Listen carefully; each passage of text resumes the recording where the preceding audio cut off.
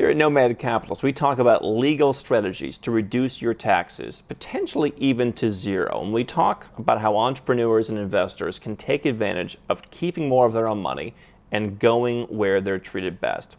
But every once in a while, I get a question, as I did recently, from someone who asked, don't you feel badly for not paying? Now, I normally don't answer these questions, but I want to share with you my thoughts on this because I know a lot of you out there are sitting and you're thinking to yourself, should I go offshore? Should I live the nomad capitalist lifestyle? Is it okay to keep more of my own money? Today, I'm going to share all my thoughts on that with you.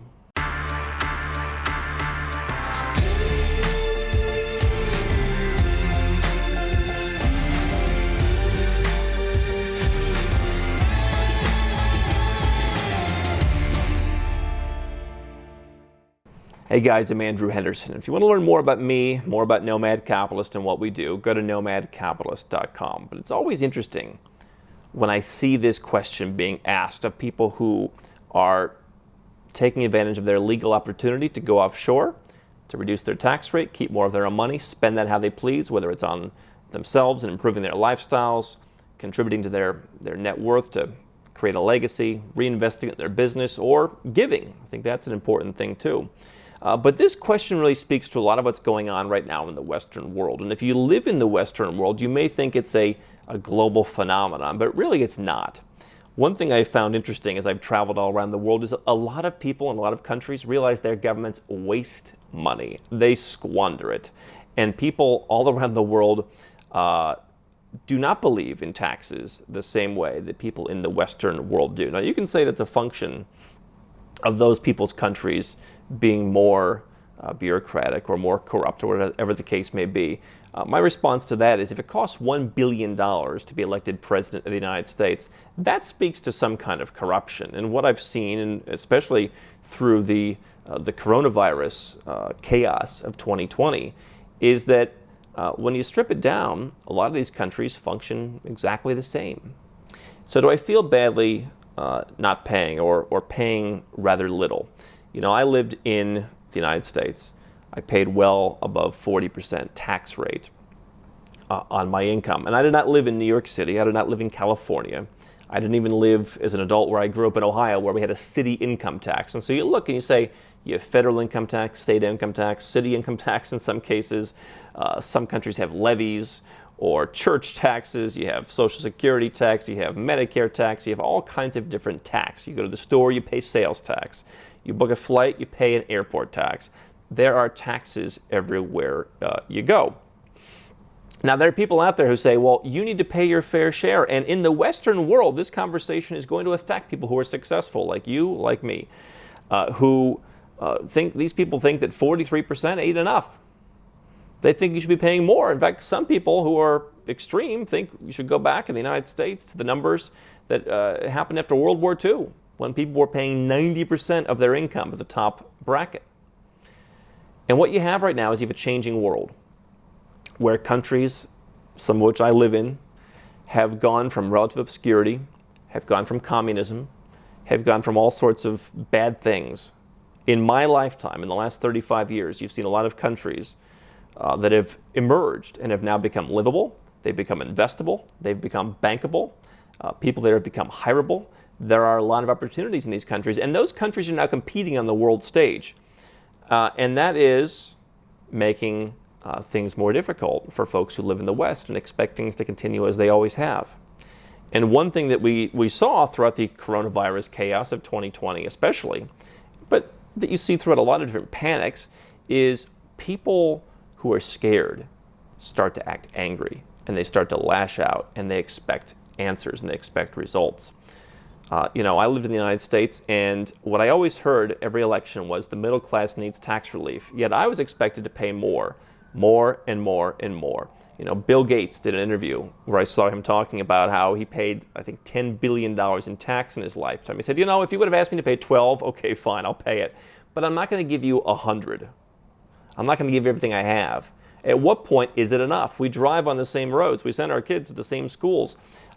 We use the same resources. And so do I feel badly not paying? My answer is this. I believe in value creation, and I believe in competition. What fascinates me is how people put in more effort to figuring out where they're going to go and have sushi, or where they're going to go for tacos tonight, studying reviews online, than they put effort into how the government is spending their money. Then they put effort into going where they're treated best. All around the world, countries are clamoring to be competitive. A handful of them are not. A handful of countries are relying on what I call their brand name. They are the Coca-Colas, they are the Louis Vuittons, they are the brand names of the world that don't get business based on innovating. Listen, I love Coca-Cola, I love Louis Vuitton, but brand names often, at some point, decide we don't need to innovate anymore. We're just going to live off of this brand. And that is what Western countries have largely been doing. And if you don't make a lot of money, then maybe that's a good thing. Now, we can debate whether people, in the United States, whether you should have universal health care. Obviously, a lot of countries have that. But, you're getting a halfway decent deal at a certain income bracket. That does not exist if you're the 6, 7, 8-figure entrepreneurs that we talk to here. And so, do I think it's fair that if you make $1 million a year, you have to give $450,000 in taxes, while the people who go out and go to town halls during elections get to stand up and say, I pay my taxes? You make $52,000 a year. Your federal income tax last year was $3,000. Okay, let's not get too excited. That buys a toilet seat at the Pentagon, all right? Let's not get too excited about your $3,000 in taxes. God bless you for paying. I'm glad that you're a patriot. I'm not trying to be unpleasant. But, we have people in democratic societies who make policy decisions for the rest of us because they paid $3,000 in tax and they want to, look at me, I'm so great. Great, I paid $300,000 in tax. Should we get the exact same things? So I believe in competition. And one thing a lot of countries around the world have decided is we want people with money to come here because that's a good thing. Countries that don't have the brand cachet of the United States, the United Kingdom, Europe, have said, hey, we'd like to grow too. We would like our workers to make more money. We would like to have our real estate prices go up and have our economies go up. And we'd like to start putting ourselves on the map. I remember I was so impressed. Mikhail Saakashvili, the former president of Georgia, who's speaking at Nomad Capitalist Live, our conference, one thing that he did, which was so great, is he would run television ads on networks all around the world. I remember sitting in Turkey and seeing an ad for come and invest in Georgia on CNN. Because he realized that you had to be open for business and you had to go out there and toot your own horn a little bit to get people to come. Now, imagine you're a wealthy person. Okay? I've been fortunate to be successful in life. So, from my perspective, am I going to go to a country, if I'm going to move somewhere, am I going to go to a country where they tax the hell out of me and they regulate my every move and they make life difficult and they make me feel like I should be proud just to be living there and thank goodness you're allowed to be here and we don't owe you anything and just sit down and shut up and pay the bill? Why would you choose that place? Now, most people in the world, including most wealthy people, choose the de facto option, which is where they were born. And some of them just suck it up and take it and focus on making more money, figuring that who cares if you lose 50% of every dollar as long as you make more. Others think that they're going to solve it by going to the ballot box. I chose a third option. I'm going to go where I'm treated best. And for me, as someone who's successful, I believe I can do a lot more with my money. My giving has increased as I've left because I think that's a good thing to do. No one ever talks about what the wealthy and what successful people do to contribute. Now, yes, I choose the causes that I contribute to. And my approach to philanthropy is largely, I start at the bottom of the pyramid. Who needs the most amount of help, right? You're not going to see me supporting some cause, in the United States to help the kids in a rich community have, pizza parties after school. That's not my charity. I'm helping people who are orphans and developmentally disabled and, serious causes. You can support whatever causes you want, but those are the causes that I've chosen to support. And so I think by doing that, I have a lot more impact than by giving 43% of my income to the U.S. government to squander it, to waste it. We can argue whether it should be spent on wars, not spent on wars, what it should be spent on, but you can imagine it would largely be squandered. It would be far less effective than whatever happened. Whatever you can do, giving privately, helping people around you, building up your business, employing more people. You're going to be much more efficient with your money than the government. But here's the real thing, why I don't feel badly. It's because every country is allowed to have their own laws. What fascinates me about the Western world, which again is not really true anywhere else in the world, I don't think. The Western world, they're so focused on exporting their values. One thing I've said is you have judgmental countries and you have non-judgmental countries. There's a difference in the approach of visiting or even immigrating to the United States than there is in Singapore. Singapore says, you know what? We have our own laws, we have our own criteria. If you meet the bill, please, come in, right? In Western countries, it's different. Western countries have high taxes, and therefore what they do is they use organizations like the OECD and other groups to go out and advocate and really bully, in many cases, other countries to do the same. Because governments don't like competition. Which fascinates me because people in the Western world have thrived and they have more opportunities than ever because of competition. You can choose where to eat, you can choose where to shop. Prices on many consumer goods are lower than ever because of competition. You have the best technology you've ever had in human history because of competition. And yet governments are the one thing that are somehow exempt from competing. And that's fine, but you can choose to go where you're treated best. And other countries may choose to have different values. Other countries may say, you know what, we have plenty of oil, we don't need your tax dollars. Other countries may say, you know what, we're trying to spur our economy, we only want 5%. And if that's what those countries choose, then quite frankly, I don't see judgmental, entitled Westerners as being allowed to go to those countries and say, no, you're not allowed to develop. You're not allowed to grow your economy. You need to have 40% tax rates also, so that not only will you be just like us and have our values, but you will punish everyone who lives here and no one will ever come to your country. Because you can imagine that Western countries would love for every other country to be just as high tax and high regulation and difficult to get into, because then people would be stuck in their countries and they could maintain their dominance in the world. What you're seeing, I watched an interview yesterday that Piers Morgan did with, I think, Donnie Deutsch, talking about, how the United States as a country is going to have to play a bit more in the schoolyard this century because you have China ascending, you have other countries ascending, India, and many countries are coming into being significant players in the global economy. There's not going to be just one country dominating. You have choices now. And so, for me, I spend 3 or 4 months a year in Malaysia, maybe 5 months. I do not have a tax obligation in Malaysia. I don't spend enough time there. I don't have income in Malaysia. Now, if I chose to rent out a property or something like that, I would have a little bit of income and I would gladly pay the tax. But I follow the rules of Malaysia. But here's the thing. I'm in Malaysia, let's say 4 months a year. I go to eat at nice restaurants. I leave tips, pay sales tax, or GST, SST they call it. I go to stores, I buy nice stuff, pay tax. The other day, I went and bought a bottle of champagne here. And I was thinking about when I checked out, Malaysia has relatively high duties on alcohol. I'm checking out. And I thought to myself, I said, I probably just paid more duty on that bottle of champagne that goes to the government than the girl at the cashier stand selling it to me will pay an income tax for the entire month. So I moved to Malaysia. I live there 4 months a year. I buy property, which helps local property developers, which in Malaysia, they need to sell property. I go out and buy stuff in stores to support the stores. I go to restaurants and support that. Jobs are created. I'm not going out and buying a 4 ringgit nasi lemak on the street. I'm buying nice stuff. I'm going out and buying things that generate tax. And what I figured out once, I did a back of the envelope math. Me being in Malaysia for 4 months, I'm not taking up a job.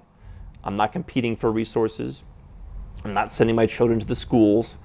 I don't get free health care. When I need health care, I go to Prince Court Hospital and I pay a very reasonable price for top quality care at a private hospital. I don't want anything from the country, and if they offered me something, I wouldn't take it. I drive on the roads? Oh, the roads. I drive on the roads. I drive in a ride-sharing app, and I pay fuel tax. And And what I calculated back of the envelope math was being there for 4 months a year, not competing with any citizens, not taking any resources of the kinds that I mentioned. I actually pay more just in the sales taxes and duties than the average worker, not a grocery store cashier, but just an average, professional worker pays an income tax living here the entire year and using those services. So I think countries around the world realize that. Now, if I move to Switzerland, the picture might not be quite as clear, but if I move to Switzerland, I would have to pay some lump sum tax. If I move to certain other countries, I would pay some percentage of tax. And I do pay a very small rate of tax around the world for all the different business and investments and other things that I do. But really, to me, what you have right now is a very competitive world. That's a good thing. And everyone who's watching and everyone who's complaining about how people aren't paying enough has benefited from competition. But there is competition that's available, and you can take advantage of it. And you can keep more of your own money by playing by the rules that certain governments and certain countries have put in place. I believe they're allowed to do that because I believe they know what's best for them. They know what contributes to their economies. And as I said, if Malaysia decided to say tomorrow, Andrew, you've got to pay 50% of your income tax, or 50% income tax on all of your income, I would stop going to restaurants, I would stop going to shops, I would stop spending money in Malaysia, and they would lose a person who's not taking any resources from their country. They have the right to do that. But if they did, they would see people not want to live there anymore. So that's the deal. No one is going to continue to go to a restaurant that charges $50 for the same steak that another restaurant says, hey, we'll give it to you for $10. And we've seen companies and even entire industries suffer or go out of business because they just couldn't compete. They couldn't offer the value proposition. There will be some people out there who say, I was born in the US, I want nothing more than to stay here. And you might be surprised to hear me say, okay, that's fine. You're going to have a tax obligation there. I may help you save some money by moving part of your business, your investments offshore. That can be more difficult with your staying there. I can help you with that, but you're going to pay something to live in the United States. You're going to pay something to live in a high-tax country. And that's the choice that you can make. There are some people who want to move to the United States, and it's worth paying the price to be there, or insert the name of any other country here. For me, I personally like living in Malaysia more than the United States. I think there are so many opportunities around the world. I think shopping is a smart thing to do. And in the 21st century, we finally have the opportunity to shop for different governments. I respect the right of these countries to do what they think is best for their country. The nomad and nomad capitalist means that 10 years from now, some of the countries that I spend time in may change. But ultimately, for me, what we talk about here at Nomad Capitalist and the lifestyle that we live is no different than someone who lives in a high-tax country and goes on vacation somewhere for 2 weeks. Why aren't you paying, 2 divided by 52 of your annual income to that country you went on vacation? Because you are driving on their roads, you're using their facilities, you're drinking their tap water. But if you go on a vacation, you don't think that way. I'm spending my time parceled out a couple months a year in different countries around the world, contributing to those countries. I think it's something that every 7- and 8-figure entrepreneur and investor should consider. Competition benefits everyone except the people who are unable or unwilling to compete. How can Nomad Capitalist help you? 4 ways. Number 1, subscribe to our channel and click the notification bell to make sure you get our new video every day. Number 2, get a copy of Nomad Capitalist, the book. You'll learn a lot of my personal experiences over a dozen years of studying this stuff, as well as exactly some of the strategies that you can use to build your Nomad Capitalist plan.